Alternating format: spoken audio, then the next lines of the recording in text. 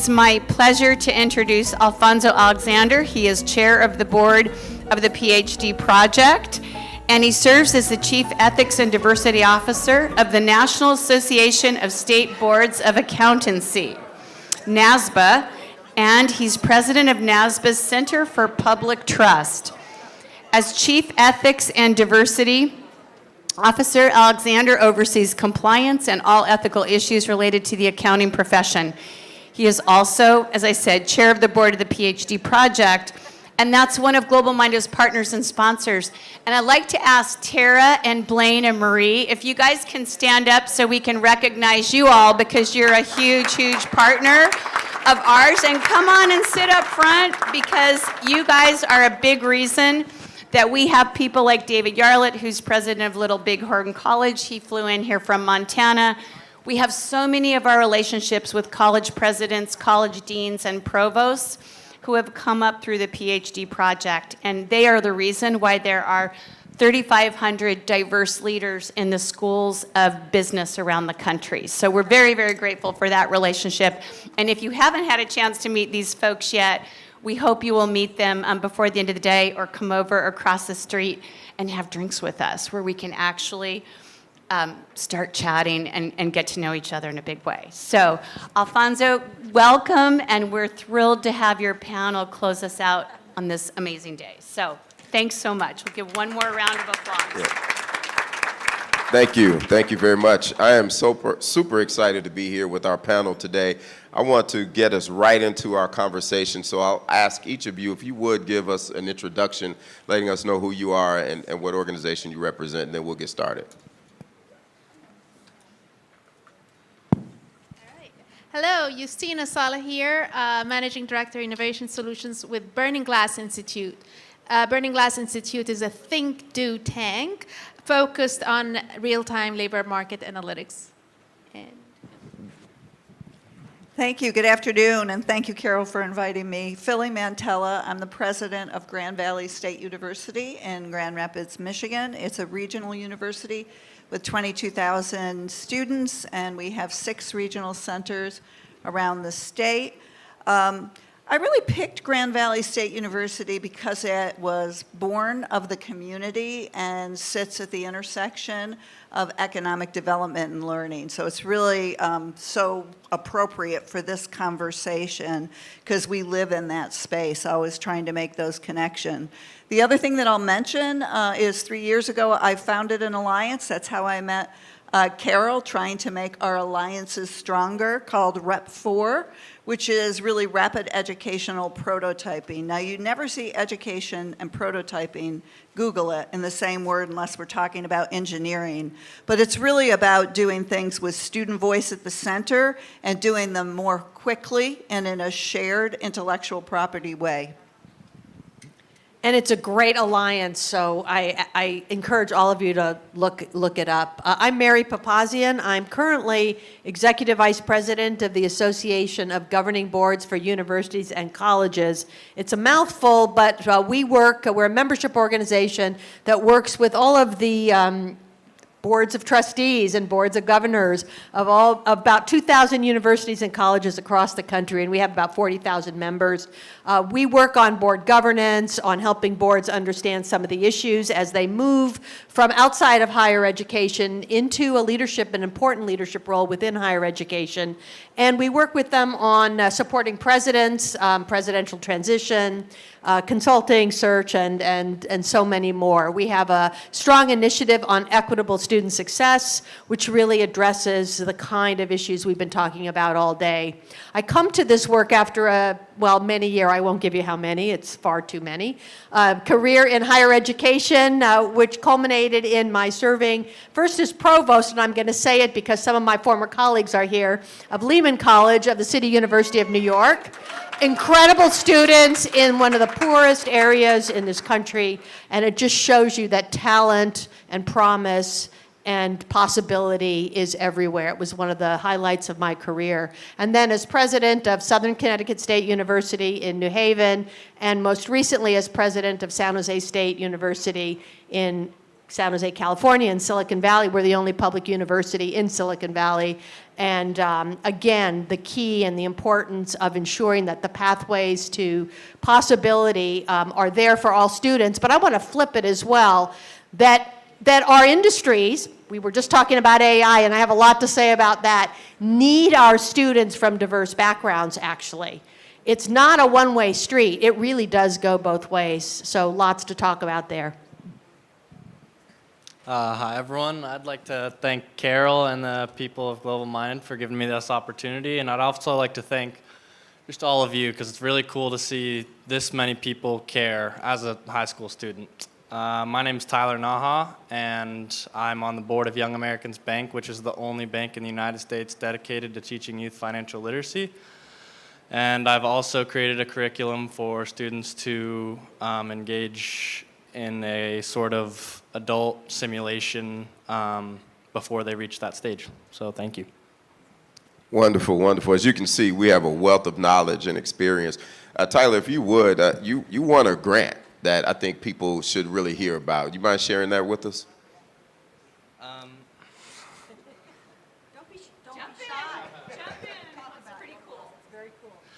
So there's a nonprofit, or not nonprofit, there's a area in Aurora that is building a community center for refugees and the Latino community, and there is a commerce kitchen there. So I wrote a grant using AI because there's so many grants out there that I could apply to writing with AI. So I applied to a bunch of grants for commerce kitchens and got $750,000 to a grant for a commerce kitchen. It's a little different than what my mom told you, but yeah.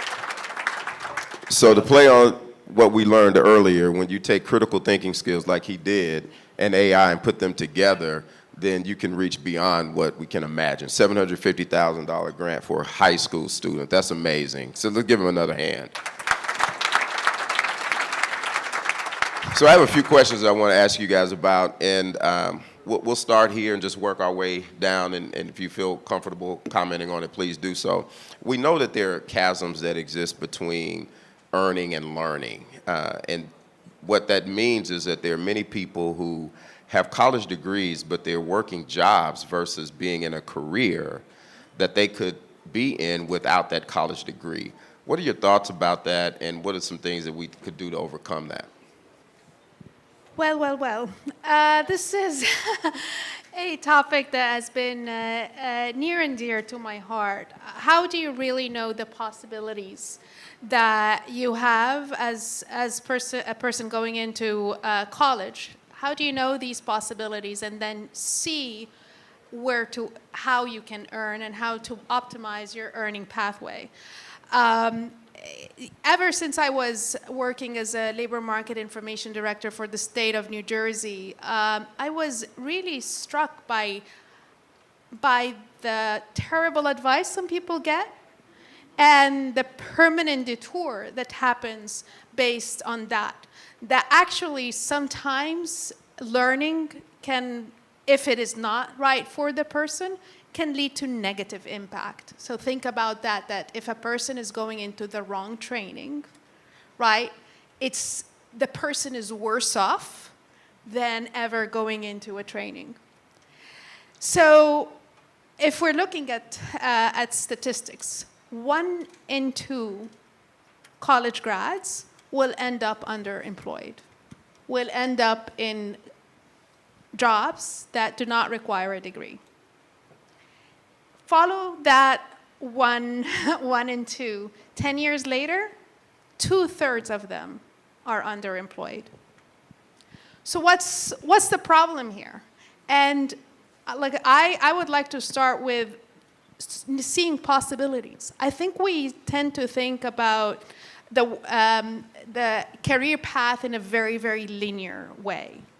And that's so misleading that if I go to history major, I need to be a historian. If I am in liberal arts, this is my path. This is the time when liberal arts related education is most valuable, and this is also the time when it is most devalued, right, in terms of advice. And the reason for that chasm is you don't see the possibilities. First, as they are graduating, they don't know what skills they have because it's not specific enough.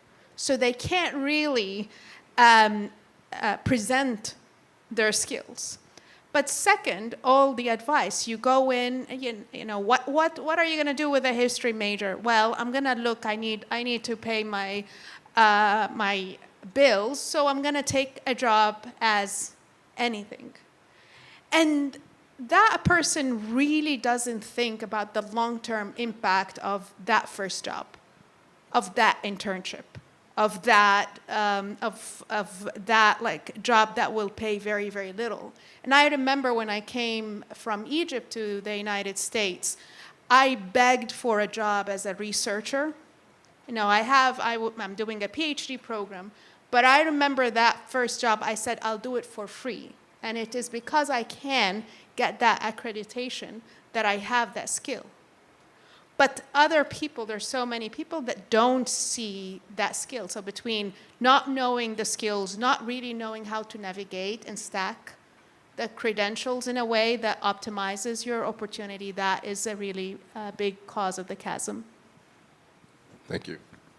So really, you started where I will kind of continue on, which is legacy structures. So I think the thing that you said, why do we have to start at the beginning, go 8 semesters, end up with a degree? Why can't we integrate work and learning more? Whether you're working first, whether you're coming and going, whether you're skilling up. I think that's one such structural legacy structure that inhibits us. And as a university president, I think about what are the things in my control that I can begin to shift. That's kind of my mindset as we work through these issues of inequity and the promise we're leaving behind of students that can be a part of the knowledge economy, a part of the tech economy. And so there's lots of them, right? There's our calendar. There's the limitation of experience on how to curate experience into the language of a curriculum.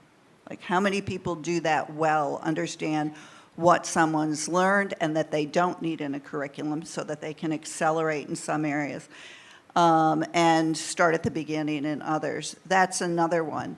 I think about our colleague David, who was up here and talking about incredibly innovative work as a superintendent of the school system.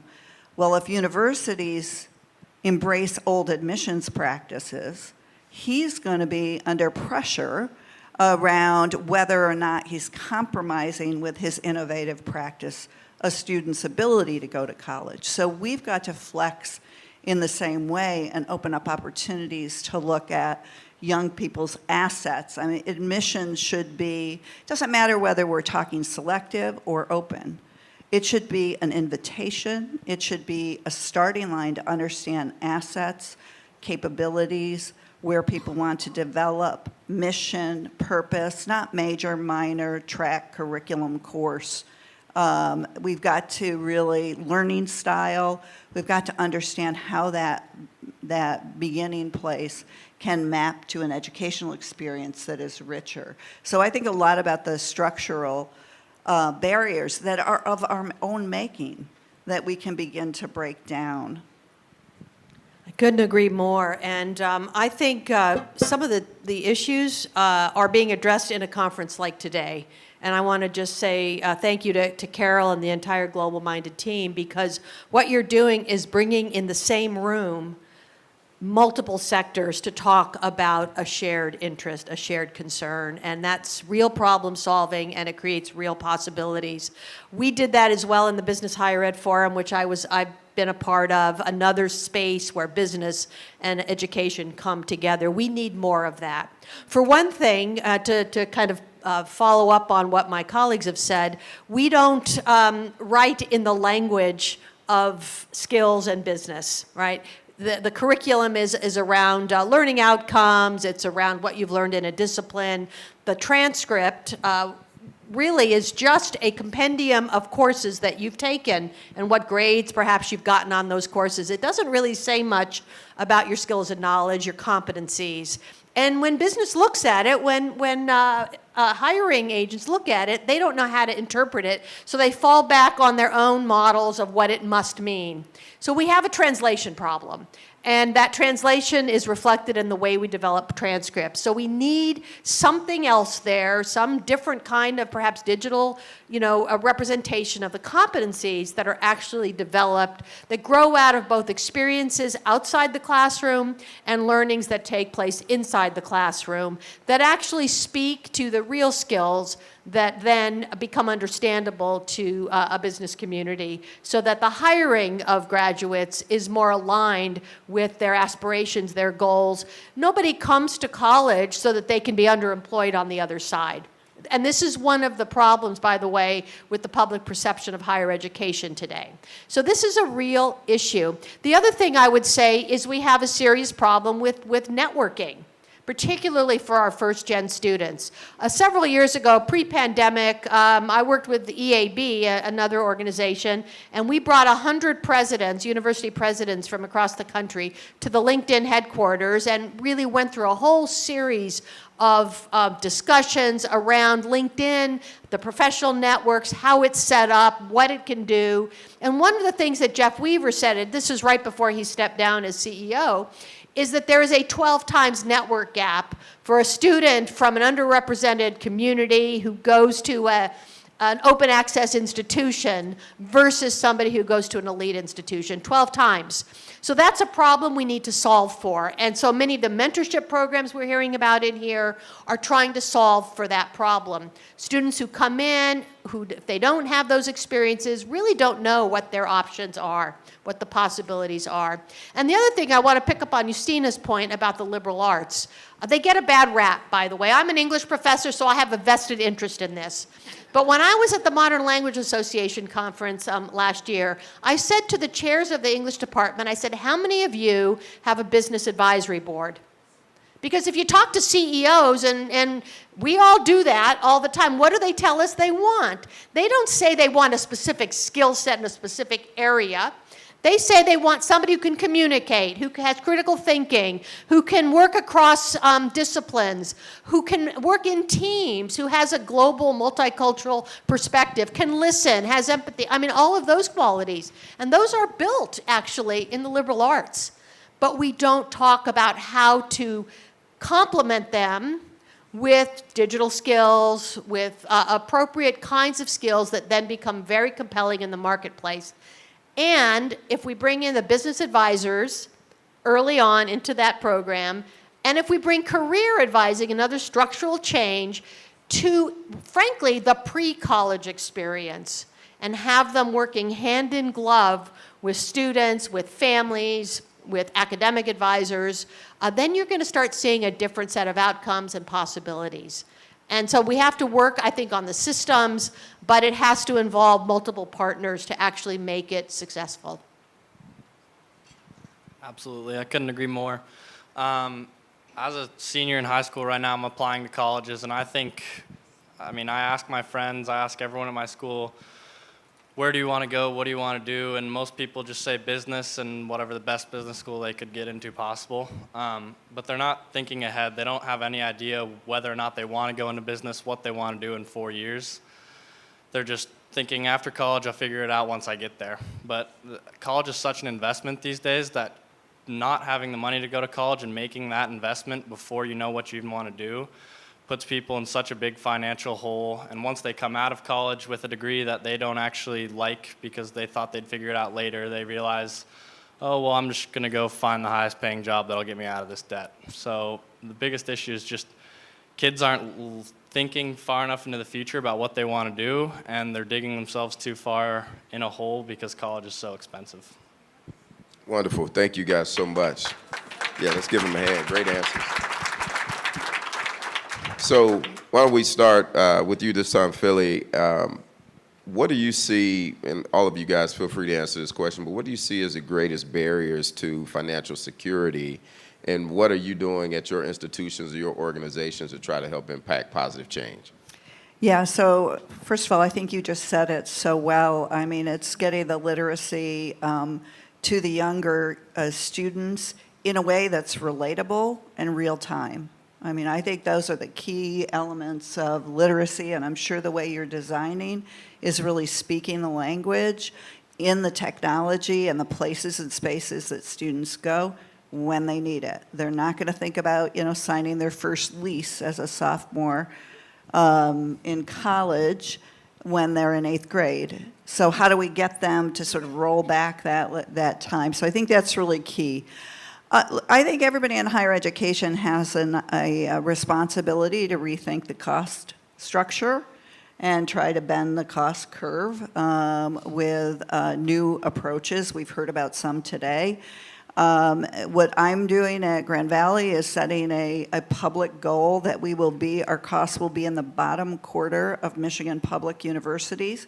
And by the way, we are one of the lowest funded Michigan public universities because the funding formula always starts with a base and then increments up or down. And so we're the fastest growing institution in Michigan. So as we grow, the per student funding goes down. So even with that challenge, it sets up a challenge of efficiency to work across the 12 months. It sets up a challenge in terms of not having, perhaps the same level of funding, and yet you're competing for faculty and staff and technology. But I think we have to be public about the goal. So it's the lowest quarter and the highest quarter in outcomes metrics. So it's a pretty simple goal, and that's what we're working on. And we've been able to achieve that consistently. And so we will continue. And it's, it's not one thing. I wish there was like a magic bullet. It's like looking at everything in the cost structure and looking for opportunities. We know, for example, that advising is key, right? But yet, if you go to a student and say, how have we done in advising, I don't care what institution it is. Usually they'll say, I had 3, I'm not sure, you were a barrier to my course selection, I needed them when. Our structures are poor. Are we optimizing AI? Are we using the data that you can provide? So it's really looking at every little thing to keep the cost structure down, the value high, the loan debt low. The only other thing I would say is the stackability of curriculum. There should be no dead ends. One set of content should relate to the next set of content that advances someone along their trajectory. It shouldn't be discounted for another set of attributes that then have to start over, because that also adds time, and time adds money and opportunity cost. At AGB, we work with the governing boards, and of course they have authority over tuition and cost. And so it's really important that they understand what the impact is of raising tuition or not thinking carefully about cost, because they know more than anyone how the budgets are under stress. And we see that everywhere. And yet, if you take it on the other side in terms of why people are skeptical about the value of a degree now, there was that article by Paul Tuff in the New York Times Magazine a few weeks ago, some of you may have seen it, where he talks about the difference between the wage premium and the wealth premium. And yes, you may earn more if you go to college, but because of the debt, and it particularly hits communities of color and first-gen students more severely than others, but it's there across the board, that the value of it somehow, of college, of that wage premium, is actually reduced. So we have an obligation as higher education, of course, to think about how we make it more affordable. And that means, frankly, changing the way we do business. It's a fundamental design change, and that's what we're talking about here. And that's where higher ed, I used to say higher ed moves slowly, but I, like many of my colleague presidents, flipped a 40,000 student institution to online in 24 hours. We can change if we put our minds to it. But it means rethinking the calendar. We're in an industrial, agricultural calendar that really doesn't serve a 21st century knowledge economy anymore. So let's start with that. Why credit hours? That simply measures seat time and allows us to count how we're going to pay faculty and others. But it really doesn't say anything about what students have learned.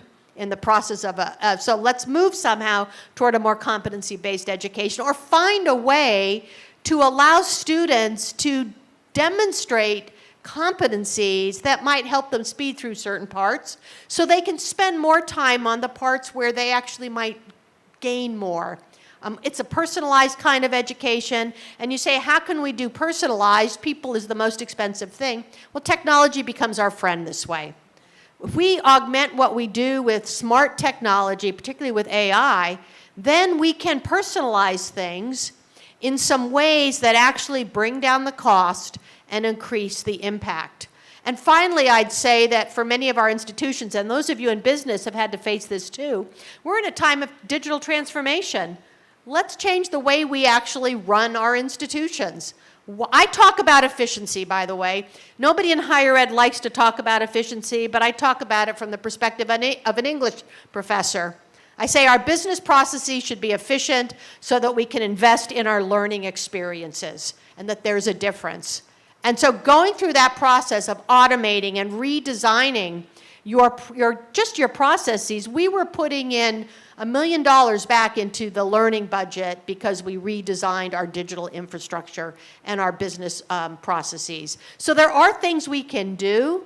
There are investments we can make. There are changes we can make. We can't do it alone. Policymakers, those of you in Washington who control some of that, we need to be thinking about how we can change some of the barriers or bring them down just from a structural point of view so that our innovative campuses can begin to implement some of these changes, experiment with them. Let's share what's scalable, and then let's really try to bring about transformation, because ultimately we're going to do ourselves a disservice if we don't bring down the cost and then have a closer connection with the world outside and beyond higher education. By the way, which never ends, lifelong learning. We'll talk about that too.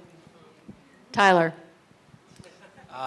One quick comment I'd like to make is cost of college is clearly rising, but there's also a lot of money out there for students to help them pay for college, like Pell Grant, the Bill Daniels Fund. There's all sorts of money and opportunities for them to fill applications out and try to get as much money as possible. But a lot of students, once they realize they don't have that money, they kind of just kick college to the side and say they're going to figure something else out, work at McDonald's, which no offense to working at McDonald's, but there's so much money out there, and I think schools need to do a better job of providing the students with the information of who's giving money, how much, and what the qualifications are. So all of what you all said, Mary already touched on that. What if a student have a skill transcript rather than here's a course transcript, right? And what if on day one, I need to complete my degree, I need 120 credits, but the student is thinking about these 120 credits as 120 opportunities for competencies. And those competencies each come with a premium, right? That, if I'm going for a music major, I can also have data science competencies, and I can add other digital. I can add marketing. I can create my journey, and I can look. And this is really what a big gap that I can see how to simulate my lifelong opportunity on day one in college, actually in high school. I think that is the big, one of the biggest barriers to financial security is that the student doesn't see that pathway.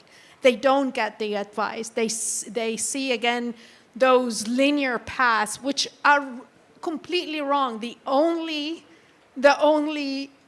norm in career pathways, and I look at millions of profiles and billions of career transition, is that there's no rule. People go into all fields from all backgrounds, and some fall back into a trap and detour, and some don't. So how can we think about these competencies from day one? Is like, what I might get stuck, but what competency? What savings do I put in the bank? These credits is an investment. Can I put in my earnings bank that I can get myself unstuck, that I can transition from one career to another, that if this entire field goes away, I can jump on another field. These are very, very important skills. The data is there, but it's not communicated in a way that makes sense. But we're actually working at the Burning Glass Institute with a lot of institutions that are doing exactly that. Like, what are the typical outcomes? And then show us what are the atypical outcomes. Ones that we don't want, suppress, but ones that we are happening organically, let's intentionally work on them. Wonderful. Thank you, guys. I am a first-generation college student revisited. And what I mean by that is my mother graduated college after me. She revisited the opportunity after I did. But thank you. Really, really proud of her. But so I guess I'm not a first generation anymore, but I was at one point. But what the story, though, is she saw things that I got exposure to while I was in college that she never got. And so my next question, if you guys could share a specific example briefly, I'd love to hear. How can colleges and universities work to help their graduates before they graduate be better prepared to enter into the workforce and not just get started, but get into leadership and progress in their careers? Let's start with the presidents. Or no, go ahead. Let's start with Tyler, and then we'll come back to the presidents. I'm applying to Northeastern for this exact reason, and I know you have some history with Northeastern.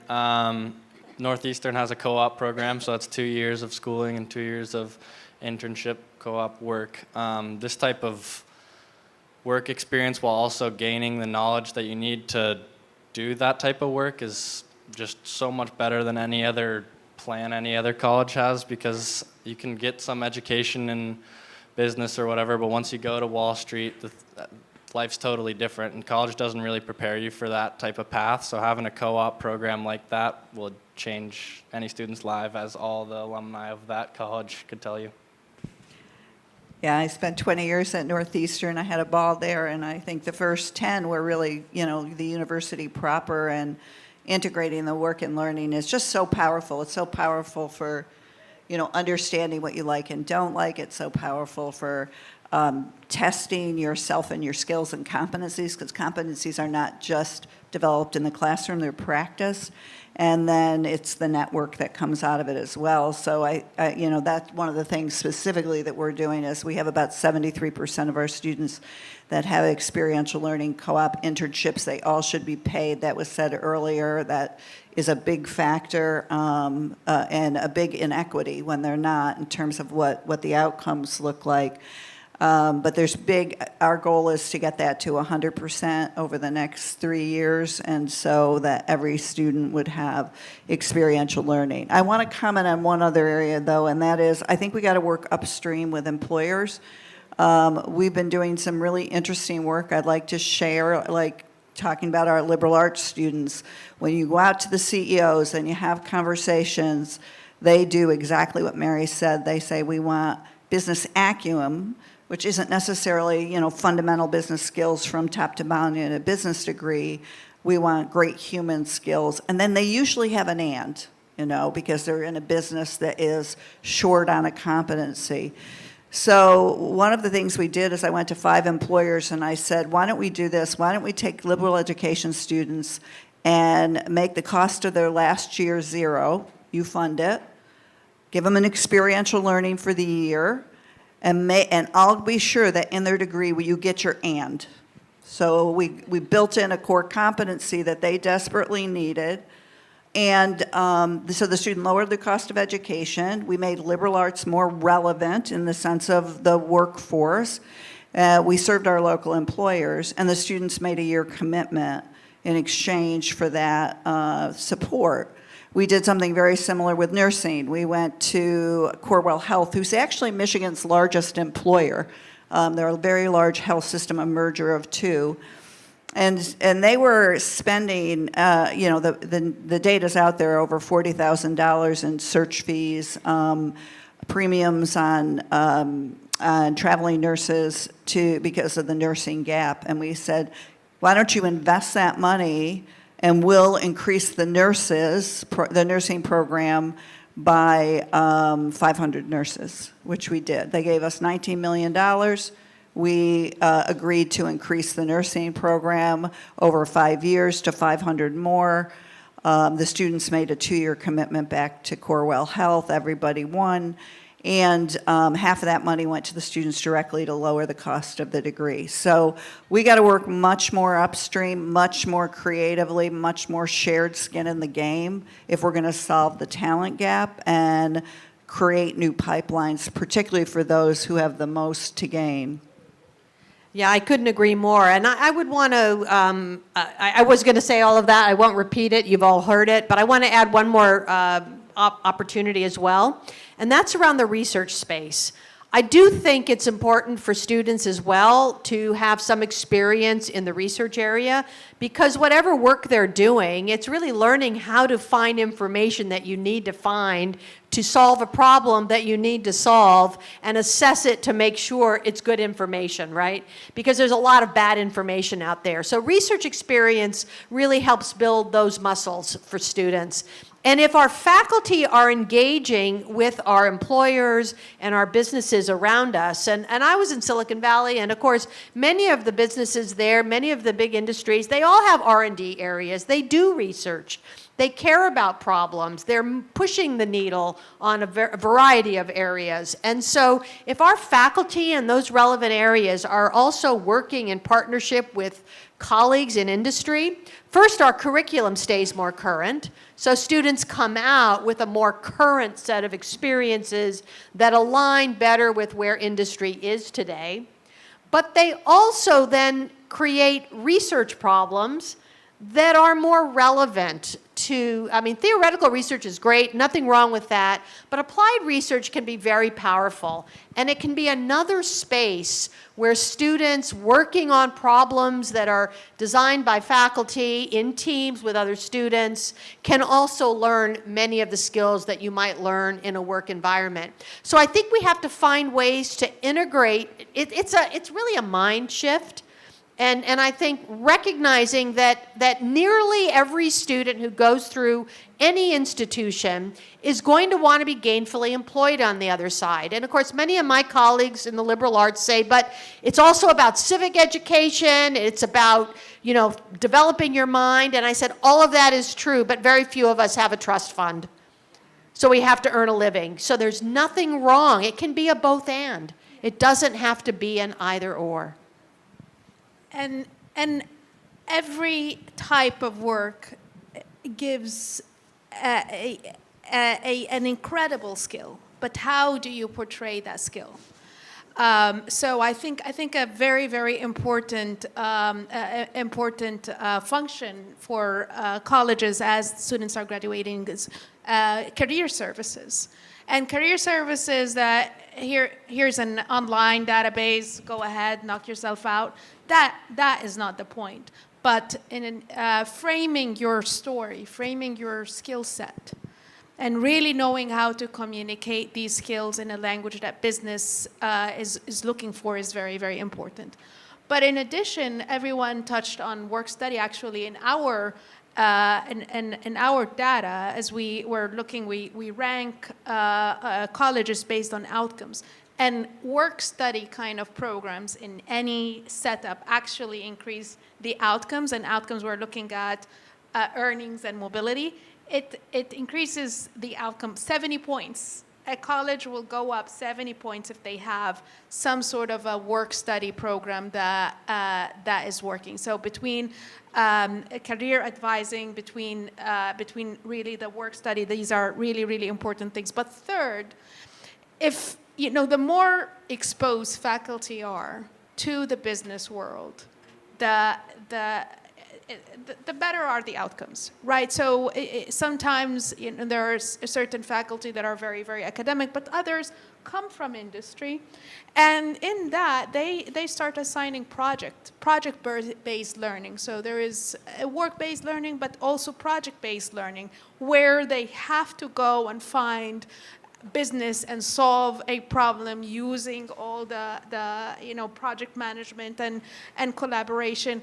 All that they do it, but also how do I get that certification that I did that even that, this was a course and I really proved myself in that. These are 3 little pieces in addition to all of that I think can make a big difference. Thank you. You all shared great ideas in terms of what can happen before graduation. I want to flip the coin a little bit now, and let's talk about post-graduation. What do you think companies and organizations can do to help individuals that come and begin their careers at those organizations grow to be managers, leaders, board members, and change agents in those organizations? What are your thoughts there? You want to start us, Karen? Yeah. Sure, happy to. I think we have to recognize, first of all, that we're in a period of great change. We all know that. So the skills we learn today may not exist tomorrow, and in 10 years, the job market's going to look very different from what it looks today. So the most important skill at the end of the day that we can really educate our students on is learning how to learn.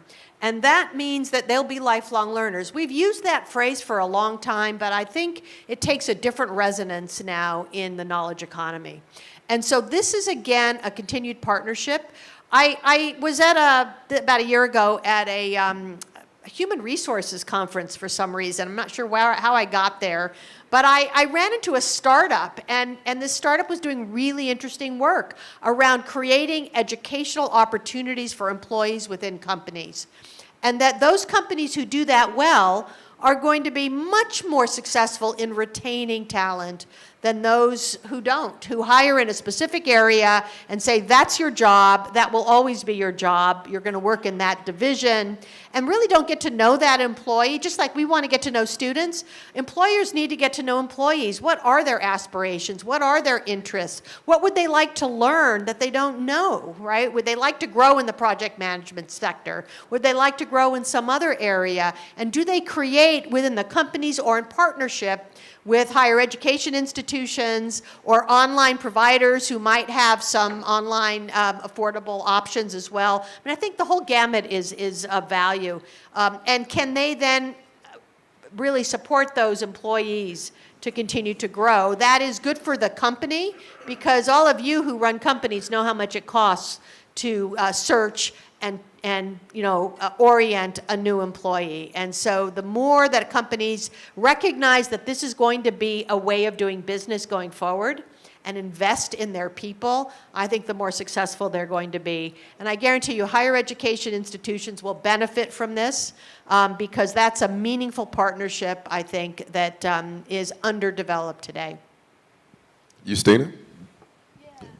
So actually, at the Burning Glass Institute, we created a whole initiative and product that is focused on answering that exact question. So we created something called American Opportunity Index. It's available online if you look it up. And basically, we started evaluating the effort companies are making in terms of access, mobility, equity, and the stability of careers. How are companies doing in all these metrics, and where do they get stuck? So right now, like, there is a very, very big opportunity called an unemployment rate of 3.5, 3.7, something that never happened before. There is nothing pumping the pipeline, the talent pipeline anymore. Right. At the same time, if you look at statistics, the utilization of tuition assistance programs in colleges is like under 2%. Right. So the employer got this great, got their great talent. What are they doing to mobilize them? Are they, when they get diverse talent, are they in support functions? And then they have all the institutional knowledge in the organization, but still stuck because they're missing one competency, because they're missing one credential. And so, well, they are missing it, and you are in dire need. So how can we create these opportunities? What is your hiring practices? And are you offering opportunity to people with non-degree credentials, not just the degree? And what do you do when you get them? And by the way, organizations, we actually, in our American Opportunity Index, we showed that organizations that offer opportunities for sub-BA talent and for diverse talent actually perform better on their financials. So it's a no-brainer. There is a cost-effective element, but also there is a huge opportunity from that.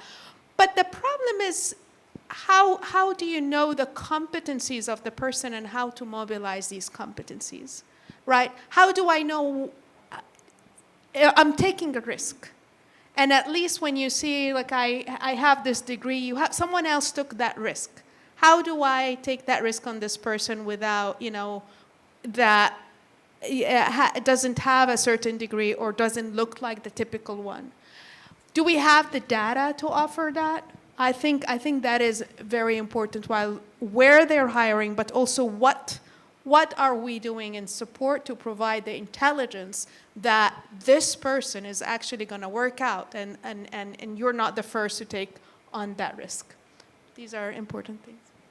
Great, thank you. I want to expand on the equity that companies should try to continue to achieve through, I think the most important thing is just having diverse people on their boards, people who've been through a lot, who come from very little and have made it as high as they have. Having them in that high of a position will encourage others to come to this company that are also very powerful people who've came from very little and have had to work very hard to get where they come from, with very little resources, rather than a kid whose parents got them this interview.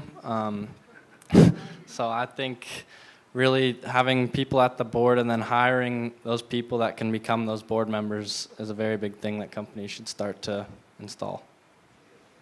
I agree with everything that's been said. I'll just add a couple other dimensions. One is, I think we've got to Mary's point on lifetime learners, we're all lifetime learners. We've got to rethink the relationship between the universities and the alumni and really think about what they're asking for, which is the ability to continue to grow networks, which is lifetime learning.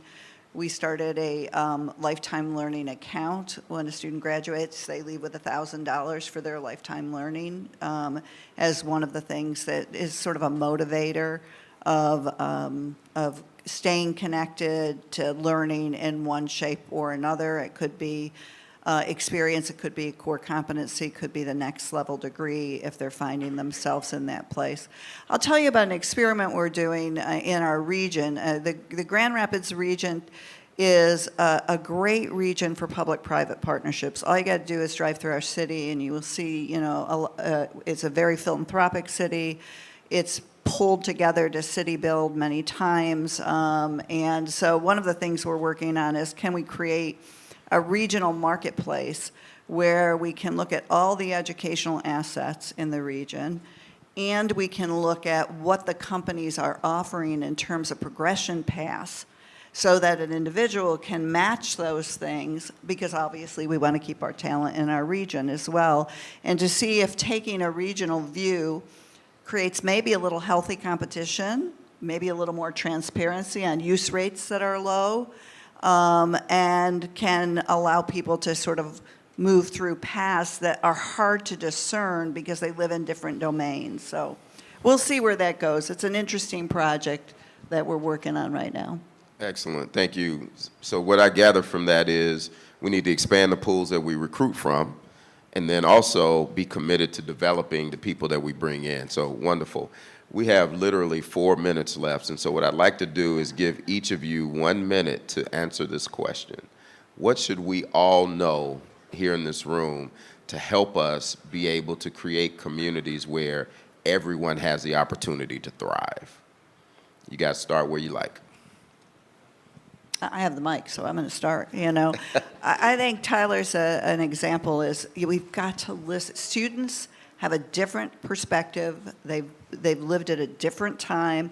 We've got to elevate not just the voices of the students who are going to our institutions, but those that are at risk of not going to where their promise and potential bring them. And to me, that's not just making a space, that's making a space that is one where they have agency and we are in support. So that's number one. Number two, I'll just say, and I'll do my 60 seconds, as a public institution, it's a public good. Let's not let the demographic decline hubbard what we're learning, because innovation comes from a lot of shared learning. And there is plenty of opportunity, and navigating that opportunity through guidance is really critical.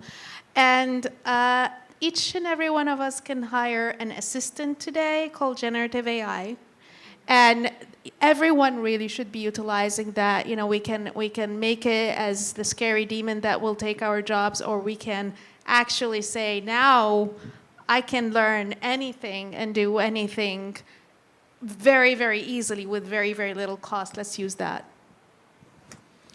I just had a dinner with a 26-year-old lawyer who works not too far from here, who told me that she just learned what a W-2 was last year. So what I think is the biggest issue is whether or not a kid's going to college, they have to know how to deal with their money, how to invest it properly, and at the very least, build credit so that they can buy a house or rent someday.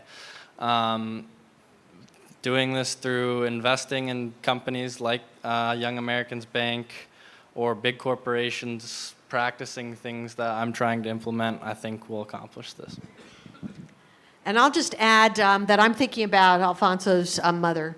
I think we have to remember, as we're worrying a lot about declining enrollment at certain sectors of our higher ed institutions. Not at all, not at the elite, highly selective, the ones who define success by who they exclude rather than who they include. But many of the other institutions are looking at declines, and that's because we're focused on the traditional age student. And when we think about not the 3 million entering first-year students that Tyler will be a part of next year, but the anywhere from 60 to 80 million adults with some college and no degree. This is a really important population. They bring life experience of all kinds, work experience of all kinds, and they just need a pathway to fulfill their aspirations. We don't make it easy in higher ed, in our traditional models, to do that. We call that sort of the adult learner. They live over in this corner of campus. This really needs to be a full part of our mission. It will address enrollment issues, I guarantee you, because enrollment is a stand-in for revenue. Right? Every student brings so much revenue. If you're at a private independent, your tuition discounting 40, 50% now today. So it's if you actually fill it by serving the adult learning population as an integral part of your institution, we're benefiting those individuals, yes, but more importantly, we're benefiting our society because we can fill those talent gaps. At 3.7% unemployment, there's tremendous need, but those people are out there.